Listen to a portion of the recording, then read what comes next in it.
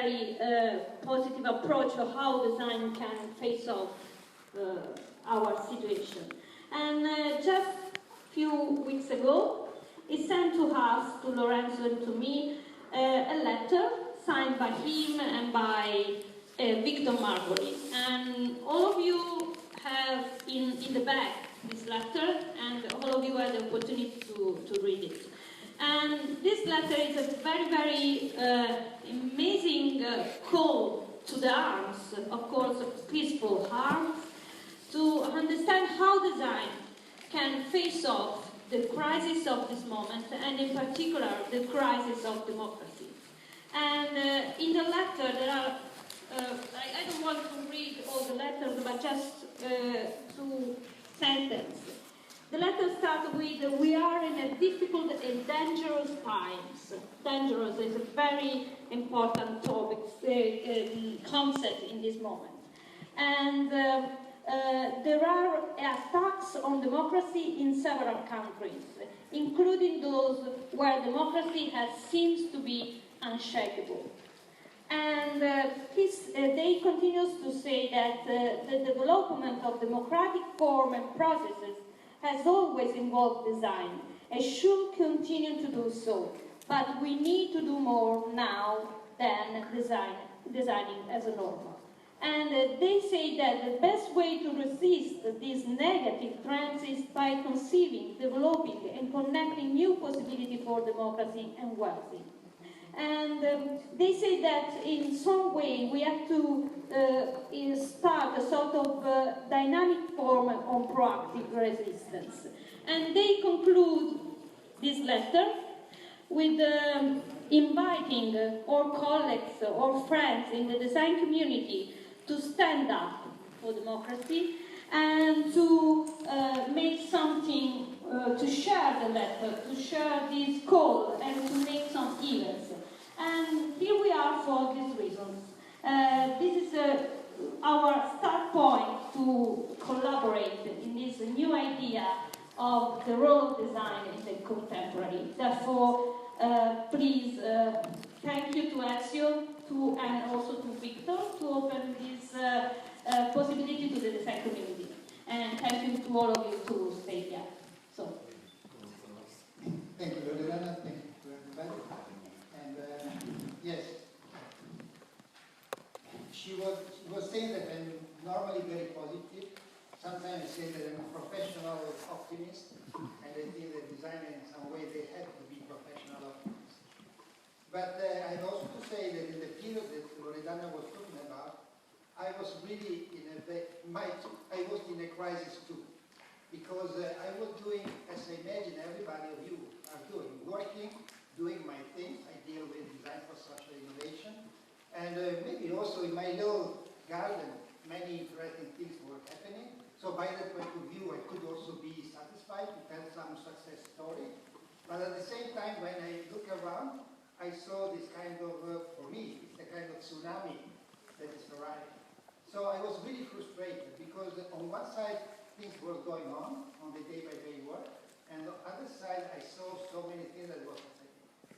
So I started to think what is possible to do, not only to do the work, the day-by-day work that we were doing, that I think for many of you will be a very important one, for me too, but also to have a voice at the other level. And I really did not know what to do. I have to say, beyond the letter, also now, I do not know what to do, and maybe in this discussion we can have that idea. But the main point has been how we can have a voice as designer, and to say that it's something that is happening that is really inconceivable, as it is by my opinion. So the small actions that I've been able to take has been discussing with Victor, that by the way, I think many of you know, he's a very well-known person in the design community. Unfortunately now he's in a very bad condition. So it's in Chicago, it's very alive, but it's in a very bad condition physically. But he was willing as me to do something, so we write this letter, and we send a letter to a limited number of people. And the idea is to have a kind of a snowball effect. And the first letter has been sent now 1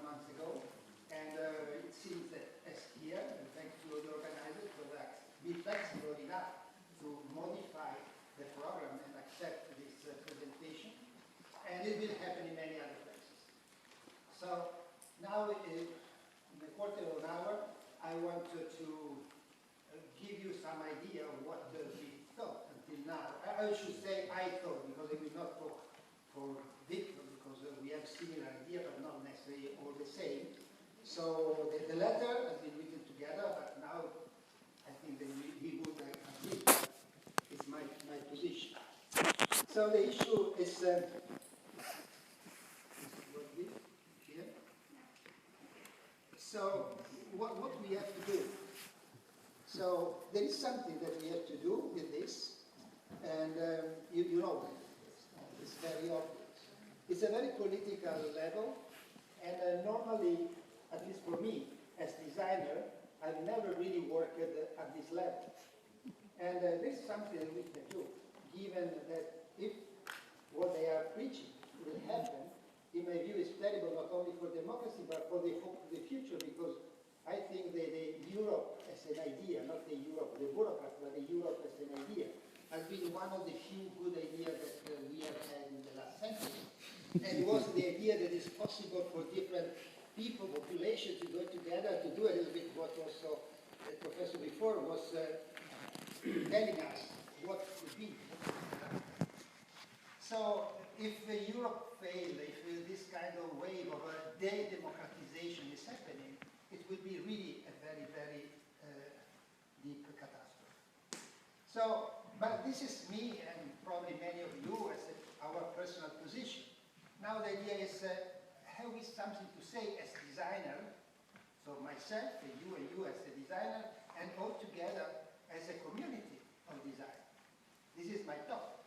And my proposition is that we have some motivation to say that we as a community of design should have a voice.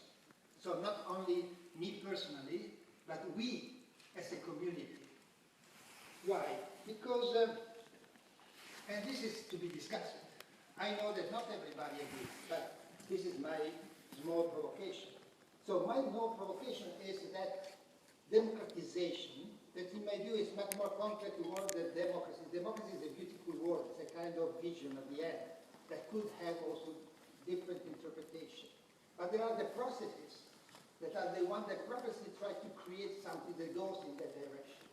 And my hypothesis is that the process of democratization, in the very different way in which it can happen, is more or less coincident with the design processes, if design does what in principle should do.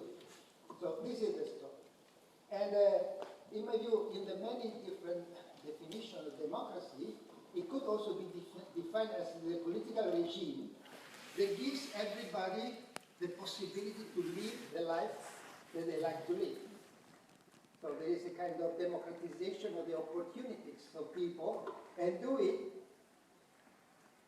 protecting also the minorities. This is very important, because there's not enough to say there is a majority that want this, but it's very important that there should be minorities, and the minorities should be protected. So this is not the only definition of democracy, but it's one of the facets of democracy that, in my view, as you can easily imagine, is very near to, if you say democratization means increasing people opportunity to live as they like to live. This could be also a design process. This could be one of the definition of what we want to do as a designer.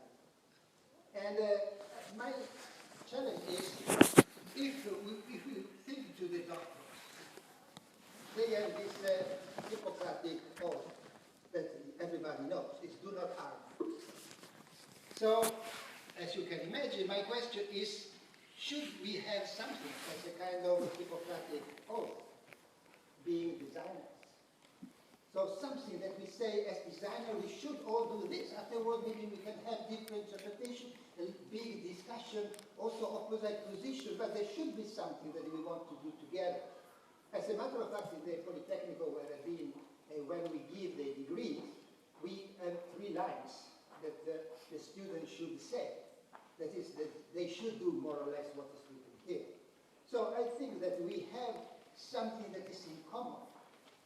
That is, could be said in a different way. My wording is to increase people opportunity to live as they like to live in a sustainable way. So I think that if there is a design culture, the design culture should take position, and the position is, in my view, in this direction. If there is a design culture, there is also a design community. And the design community, what is a community? The community is a group of people that have conversations. And why you have conversation? To develop a culture. So in my view, if in the design people have conversation, and have conversation about what we are, what we do, etc., we generate a culture. And this culture is the one that at the end of the day should, in this moment, stand up for democracy. Because in some way, if it is true that there is this kind of coincidence in between some very basic idea of all the possible interpretation of design culture and the process of democratization, we should say that design is one of the tools of democratization. Opening the discussion on what would be the meaning, of course, not having an homogeneous position, having different interpretation, but there is something that is very bad. I can anticipate when I say not everybody agrees, because somebody says, yes, but design is a tool. And we have had designers working for the Nazi, working for the Soviet Union, working for the wars. Yes, but we have also had doctor that was working for the Nazi to make the experiment, but the doctors, the medical doctors, do not recognize that that one is medicine. They say, okay, somebody used these tools, and they did something that is very bad. But they should not do that like that. I think that we should say the same. It's not so clear-cut when you are in the right or maybe in some gray area. But we should at least try to say, to have a conversation, to say in which direction we have to go. And this kind, in my view, there is a weakness in the present design, especially in the moment in which design extended so much the area in which we work. There is a lack of this kind of conversation that generates the culture. I am Italian, as you know. And once upon a day, the term cultura del progetto, design culture, was very diffuse. The old one, used it always. Now it's a little bit disappeared. I think that it's a moment to go back to the value of having a culture that is very diverse, a kind of arena where everybody can have different ideas, but the arena has to exist. And the arena has the minimum common denominator. And the minimum common denominator is, in my view, something that is very coherent with the idea of democratization. This is why, in my view, is not only my or your individual problem, but we should, as a community, say, hey, one moment, we exist for that. If you are in the design community, you should have a certain tendency, a certain trend. So, now comes the more difficult part, to do what as a community. And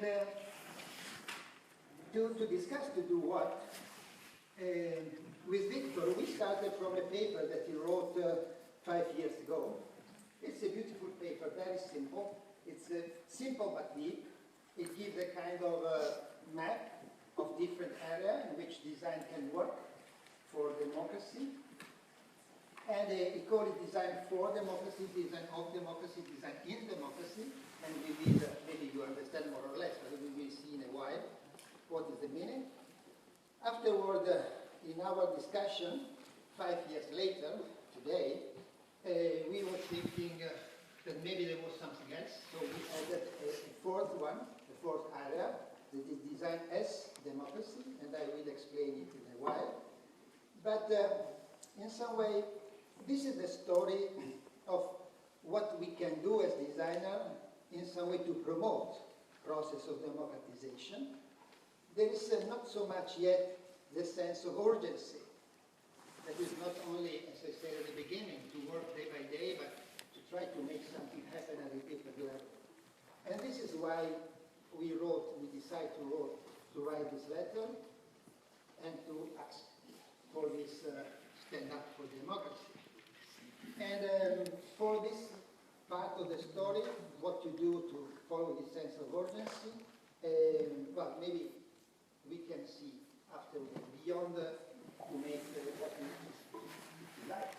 What is asked in the letter, that is everyone or every institution to write a statement that we will collect, and afterwards to organize an event, so to create a kind of snowball effect of moving from the first 30 letters that we said and going on.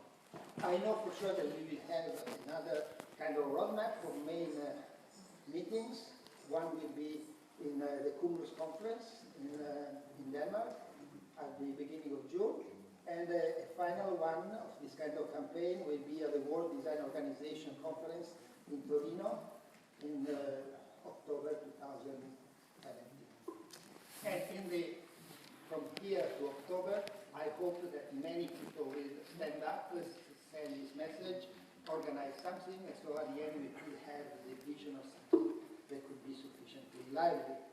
But maybe we can imagine something else. So my proposal, or our proposal with Lorenzo and Loredana, was when we finish at lunchtime, if somebody is interested to have a more informal, also this one is informal, but even more informal discussion on what to do to give an answer to this sense of urgency, we can meet somewhere during the lunchtime. And let's see. Now, I wanted to introduce very quickly, and afterward we can discuss, a little contribution to say, in our normal work, we do a lot of things that are implicitly very coherent with the idea of democracy, and we have, in my view, to make it more explicit. So what we will try to do now, I will do it very quickly, and afterward we open the floor to the discussion, and I can go more in depth if some explanation are needed. What is the meaning of working for, of, in, and as democracy? So, design of democracy is something that was not in our radar until 20 years ago, because it's very linked to service design. And practically is to work to innovate and to make better, to make stronger institutions that are the one on which democracy is built. And luckily, in this moment, there are several colleagues that are working in this direction. And we have to say, look, this is a very important direction in which to go. So this is the first one. It's really, democracy is a kind of machine also that is based on some institutions, and we have in making this institution better. It's extremely needed in this moment. And thanks to this, creating hopefully stronger basis for democracy. Design for democracy means to create some tools that permit to people to participate to the democratic life with more information. The more clear one is all the work that can be done following Bruno Latour, if you want, on how you represent the complex system, and all the infographic design, how you represent complexity. And this could be a very important tool to try to give the opportunity to what is the core of this part, is to have this deliberative process. Maybe somebody of you know, in the discussion about democracy, there are different facets of the discussion about democracy. One of the discussions is about the deliberative democracy. That's intended democracy where the participation of people is curated along a process where people is really very, very informed. So everything, this is mainly a communication design job.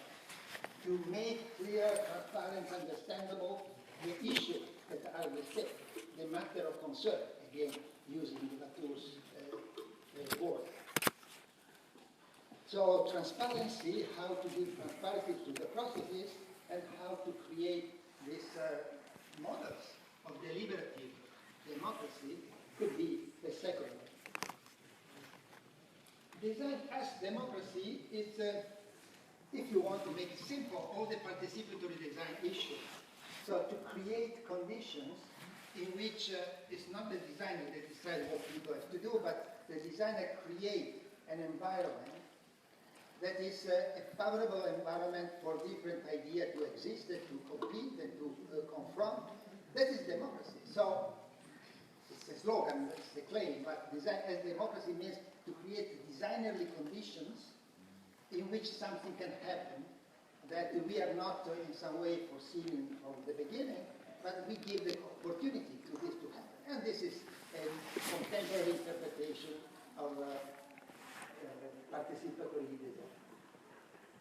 And finally, this is the most basic for, I think, many of you, is to design in democracy, that in this interpretation is all the work that we do to promote human rights, to promote sustainability, to in some way, if democracy is a discussion about ideas, the ideas and practices has to exist. And to exist, they have to be promoted. And to be promoted, maybe designer can help in making it happen. And given that I always do some math, I tried to make a map for this. And so we could have something that is mainly designed by experts, as I am an expert and I work to redesign a public institution, or I am expert and I work to give transparency to some complex issue, or I can co-design with somebody, so there is a very important role of somebody that is not designer. So this could be one possible possibility. And the other one is if I am designing something to the final result, so I'm designing with others, but I'm designing this institution, or I'm designing an initiative for human rights, or if I am creating conditions to make people capable to do things. So I don't know if it would be helpful, but maybe yes. I've not tried it. This is fresh new. I did it this morning. The morning before the conference is the most creative moment. So the risk of doing like this is afterward, maybe you change your idea a little bit, so you say, my God, what is anything? We can check if it will work in some way. So we have a kind of a four-quadrant area with a different kind of activities that design can do, balancing in different ways the expert and co-design or final or enabling system. And if we go on the top, we have a kind of democracy intended as activism. So people that is mainly. And in this case, we have, on one side, at the end, we are promoting a kind of active citizenship. That is an interpretation of democracy to have also people that is very active, even has nothing to do in that moment with voting. It has to do in giving a lively atmosphere into the democracy. And the other one is what probably could be very, at least for me, would be very interesting to study. What does it mean to imagine a democracy that is based on not only on how different opinion can confrontate, but how we could help people to design the idea that could be confronted. So it's a discussion about where opinions come from. And I will come back to this point eventually later in the discussion. Where these two on the right is the two different ideas of participatory democracy. So the notion of participatory democracy is very large. Inside the notion of participatory democracy, we have, and there is a discussion about design, about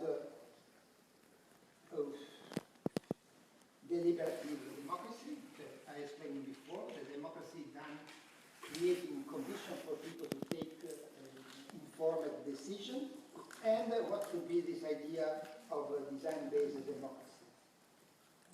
And as you can see, at least for me, it's particularly interesting what is happening there, because it's at the same time in one of the forms of the participative democracy, but with a stronger component of being active in doing this. And therefore, I think that this is one of the domains in which our way of being designer could be very useful. And well, maybe this design-based democracy, it's not another kind of democracy. It's one of the different facets that maybe the democracy could have, could evolve, and could be a democracy where people are supporting, conceiving and enhancing their project of life and doing them for the So this is more or less the story, and thank you.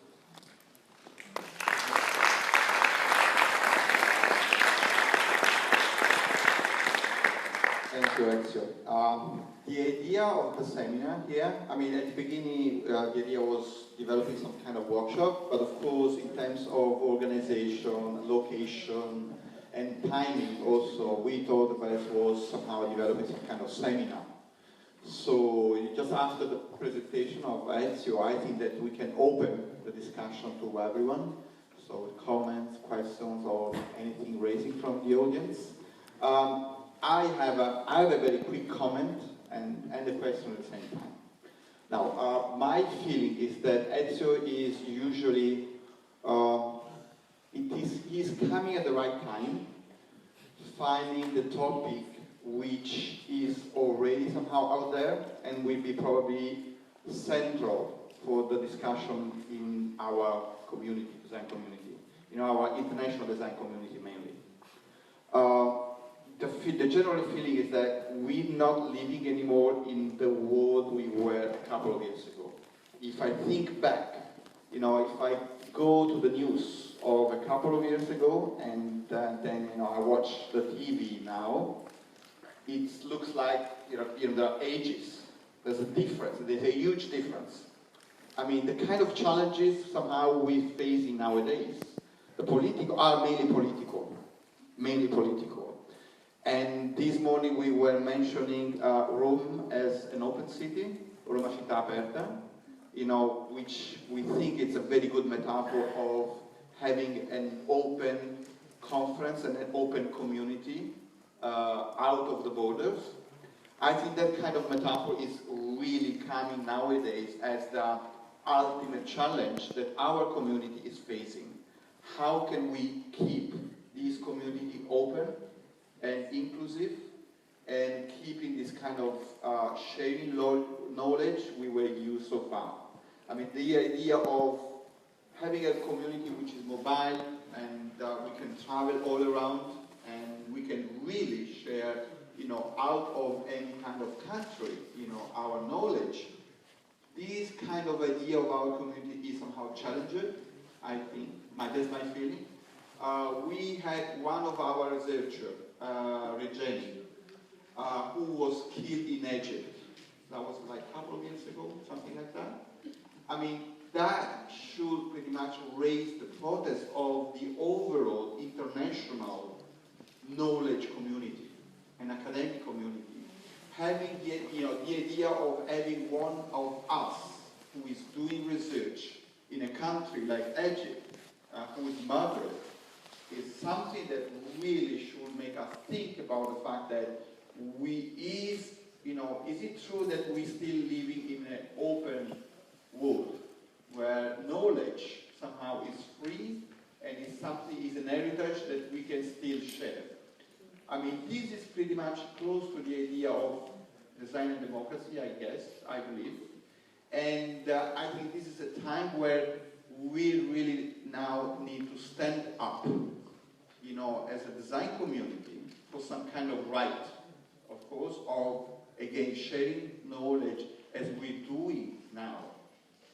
So that's my first comment. And we have a question here from Rachel. Yes, comment, maybe.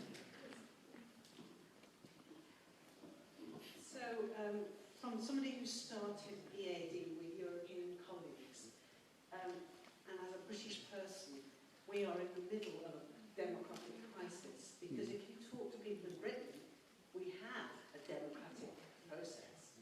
And if you ask most British people here, they hate the result of that democratic process. They hate the Brexit, and they hate the sense of fear of the whole process we're going through, and the sense of negativity and the defensive nature and the sort of environment in which we're operating, where we're starting to put barriers up to connections with everybody.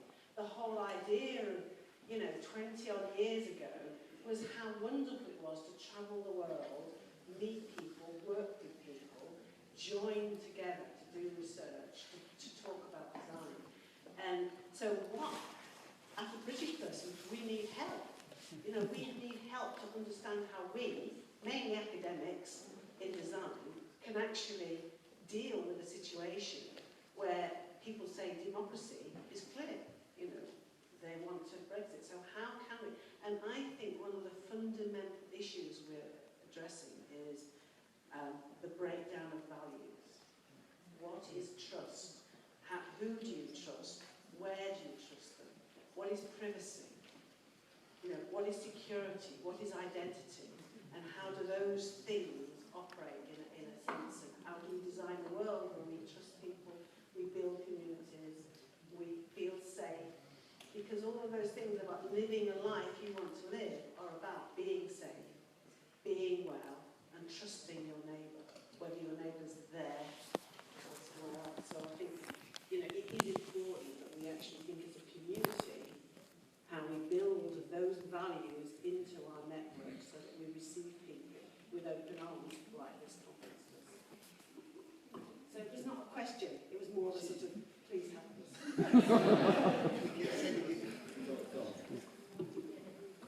Okay, any comments coming from the audience? Yes. That one, the last.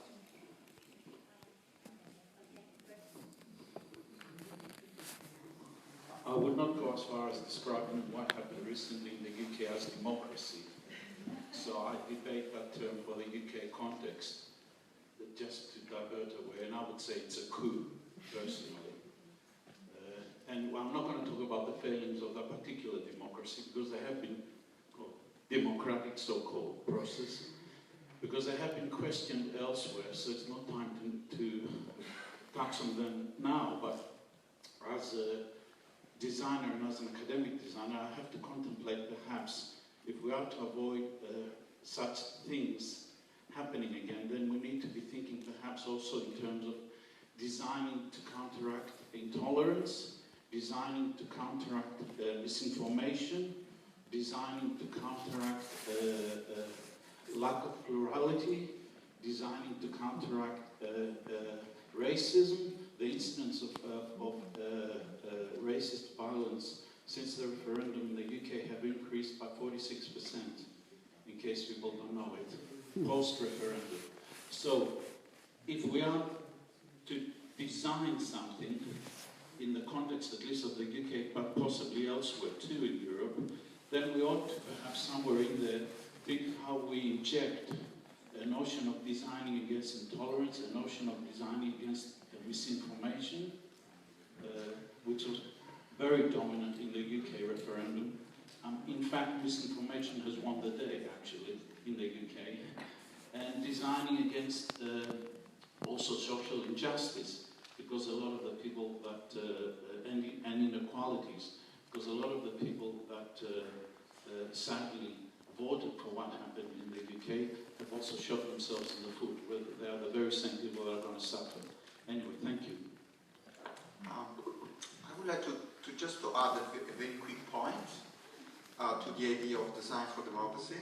I mean, I feel that this idea of Brexit is also challenging the democratic system. I mean, the general feeling is that this is the result of a democratic process. I mean, we voted for that. Someone did it, okay?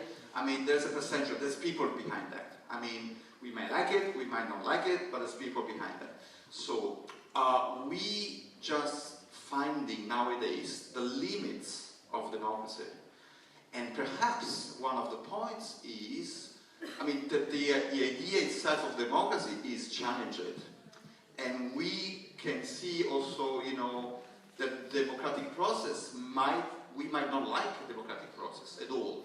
Because the result of the democratic process is against the idea of democracy itself.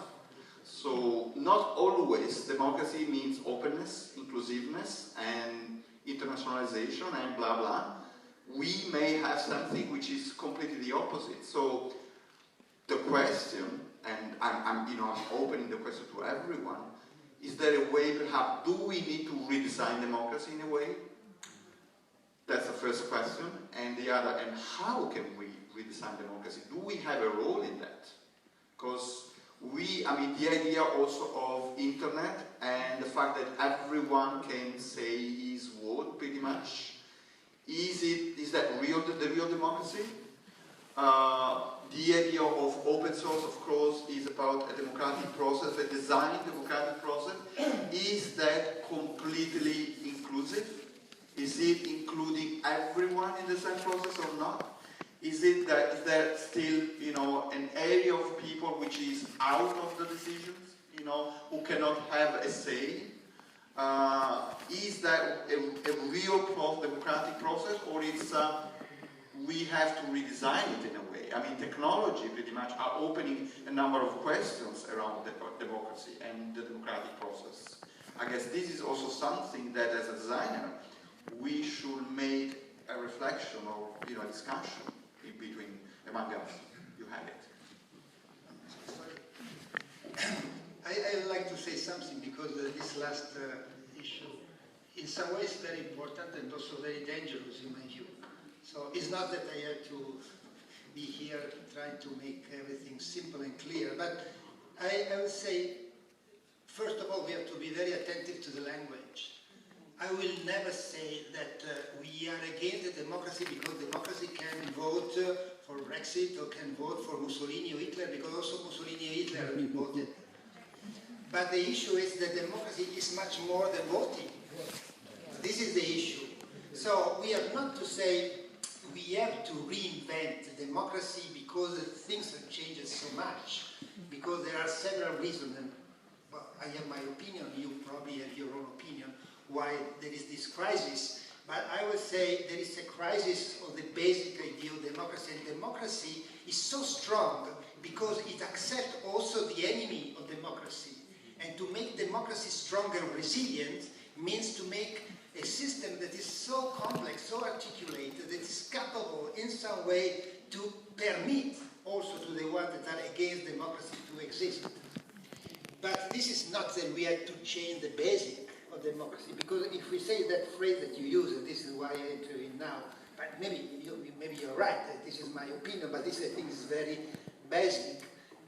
You open to so many real criticisms about democracy. In our environment, there is also somebody that say we should reduce democracy for sustainability. Are you aware?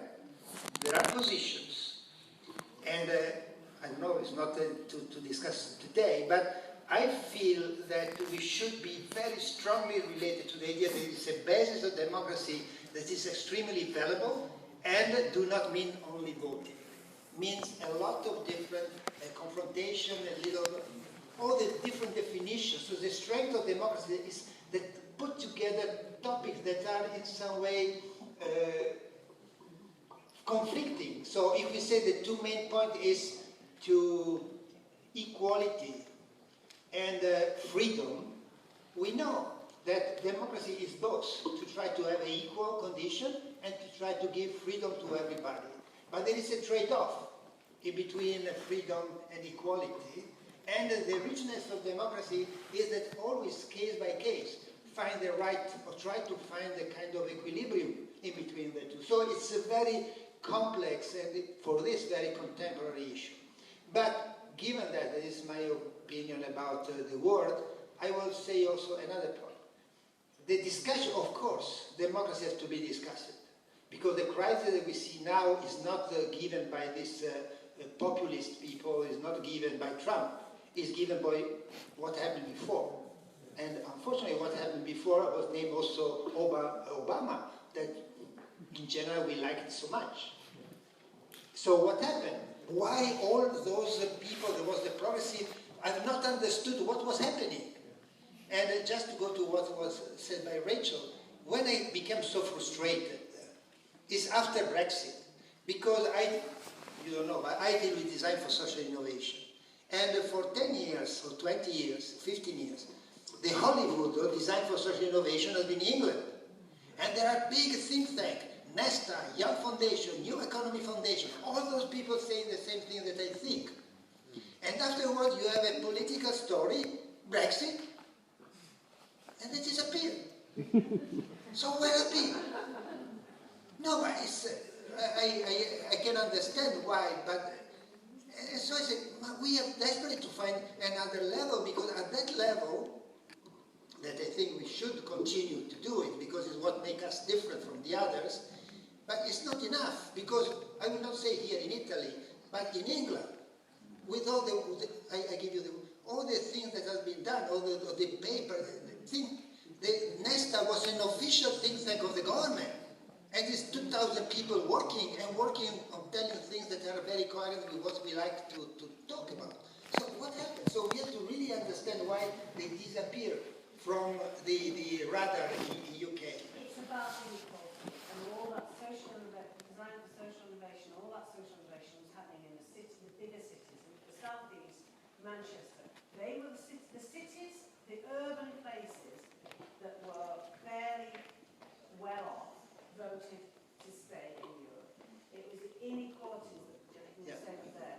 It was inequalities, and we weren't reaching out to those poorer cities, those poorer regions where inequality was happening, and that's where the disenfranchised population, and that's the same thing that's happened in the US. There's a whole, and the thing is, they do not, the communication is not being, I mean, we are causing some of it, the whole social media, the whole algorithms that are in the system, the way the media is manipulated. We're not designing for communication in more systematic ways. Okay. So I leave this only one. Very final. We have 10 please, minutes. Yes. We have 10 minutes. I would like to share maybe a few comments with one everyone. thing. We are designers, and I think that when we talk as a design community, we should not take on our shoulder everything. So there is a big discussion, but we are not to say, oh my God, such a big discussion. No, the big discussion is something that will use all the intelligence of the society. We have to see what we can do. And given that there is something very simple, relatively simple and practical that we can do it because it's good in any case. And afterward, in the big discussion, we hopefully... Okay, let's open the discussion. Now, we have 10 minutes. I'm not sure if we have time for a reply from you, but we need somehow to open the discussion. So we have a few seconds for the audience, I guess. Thank you. I'm from the UK, so forgive me if I'm not sharing your design optimism at the moment. But very interesting to talk, but are we somehow looking at this maybe upside down? Say, looking at democracy is a great thing. It's like saying end hunger. What if we look at this from the bottom up? What if this is about actually empowering the citizen in some way from the bottom up? Because for me, it's the education of the citizen, and i.e. therefore the voter, that seems to be the problem. Certainly that's what happened in the UK. So when we're looking at democracy, do we want to look at this in terms of the components of democracy as opposed to a holistic vision of it?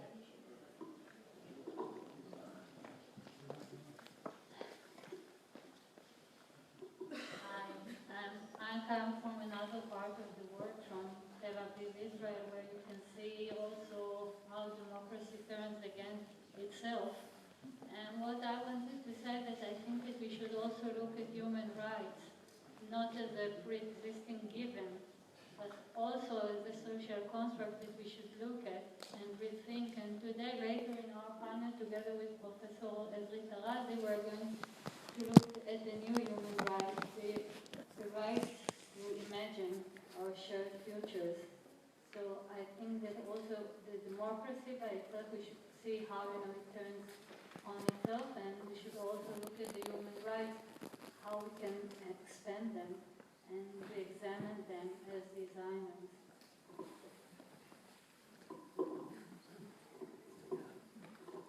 Yeah, just to say that you're talking about the central of Europe, UK, and you have to understand when UK and Italy or center of Europe doing this shift, the other places, like the Middle East, will do it stronger. Yeah. So wherever they look at the US and Europe, will say, okay, they doing it. Why shouldn't we? So I think in that sense, the responsibility of the central thinkers like you, Manzini, and I really appreciate what you do right now. I think I will join it in any way I can. It's very important. you see right now. The previous lecturer talked about Istanbul, and Alpa and myself, we were working 15 years ago, 10 years ago, we were doing exhibitions, workshops, we worked with the industry. Right now, the situation is totally, absolutely different. Right now, I'll never do an exhibition in Istanbul at this moment, yeah? You can do it here. I don't think it's possible. So what I'm saying is that in the periphery of what you're doing, it's much stronger right now. I'm from Istanbul, Turkey, permanent place for twilight zone between East and West and democracy and dictatorship. And on this Sunday, Turkish people, they are going to vote whether Turkey will be a dictatorship or will remain as a sort of democracy. So democracy was reduced into just an election for the last 15 years. And now the feeling in Turkey, when we watch the news about the US and the UK, and we've been all been through all this since the 2002, and it's very interesting that the concept of deep state, is coming from Turkey, and it's part of American political discourse now. And they've been discussing about plotting, the bureaucrats are plotting against the elected person of the party, which is the case. Yes. The problem with the design in democracy, and I want to comment a few, I'd like to say a few things about this new approach. Now we are dealing with the society, but we don't refer to politics. And the absence of politics is so obvious. We are not going to refer to politics. Is a tool to deal with the society. And now, when we met this morning first, I told Ezio that we are in the state of grant. So there's a rich tradition of social sciences. So we need to employ all this. And we are shying away from the politics. I mean, this is the problem of design discourse and design studies. I mean, I can name a few persons with strong reliance or strong association with the politics.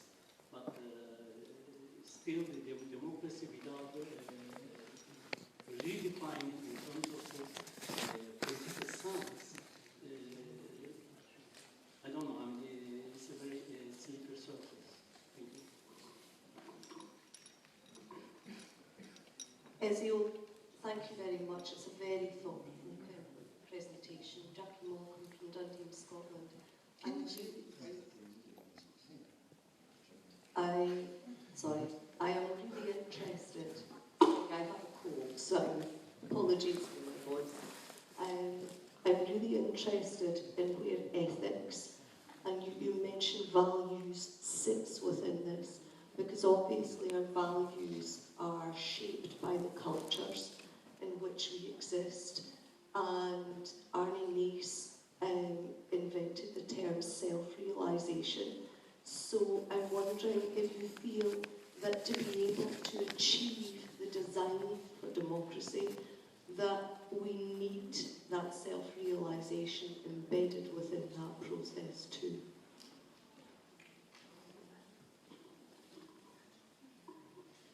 Hi. I'm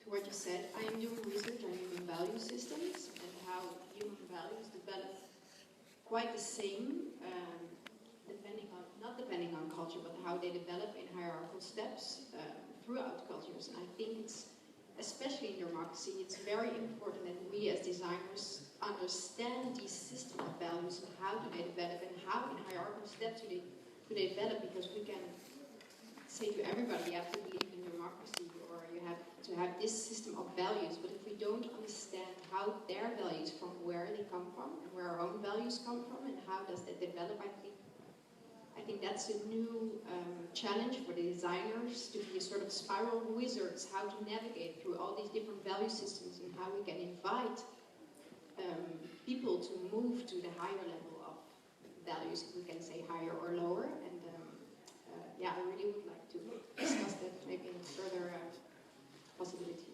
Now, we have a very, very tight scheduling, in the sense that in 3 minutes we have to start a new keynote, and so we cannot go ahead.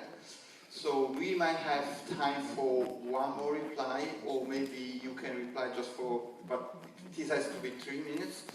Then we can keep on having discussion perhaps in room 9, but we need, in 3 minutes we need to leave. Room 9 is free? It's free, but we have a keynote here in 3 minutes. At lunchtime, who is willing, we can take our box. Lunchtime, you can keep on the discussion at 1 o'clock after the keynote. At lunchtime in room 9, so you can really directly speak with Ezio. We can give the room 9 for free for doing that during the parallel session. But we need, in 3 minutes, we need to start. So we can have a reply from Ezio in 3 minutes, or maybe another question. It's up to you. Final question. Final question.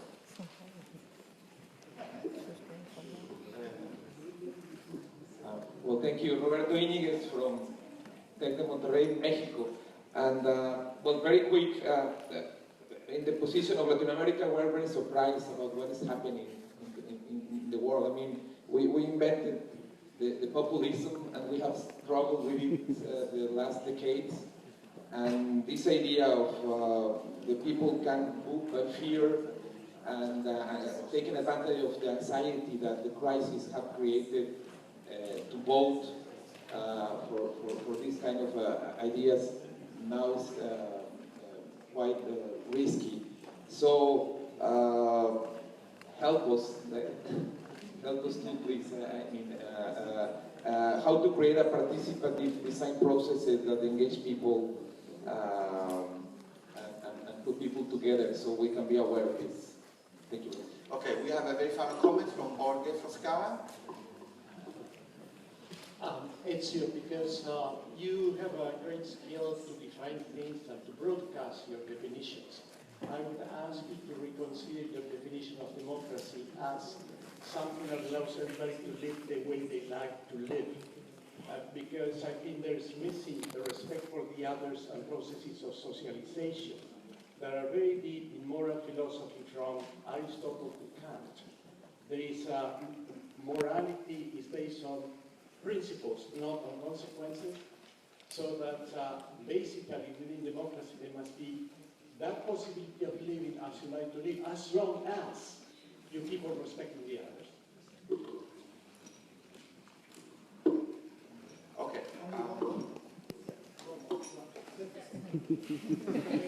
So we can continue, if we like it, at the room number 9. And thanks a lot. I think that there is something that we have to do working from the bottom up. And this, for me, is the basis, is what we always do. Of course, there is an issue about the values. I don't think that we have to charge on our shoulder everything. So we have to find something that we can do with the capabilities and the knowledge and the power that we have, and afterward to be part of a larger conversation. This could not be so easy, but I think that it's necessary, because otherwise every time we discuss about everything and we do not arrive to take some point. In any case, thank you so much. This kind of campaign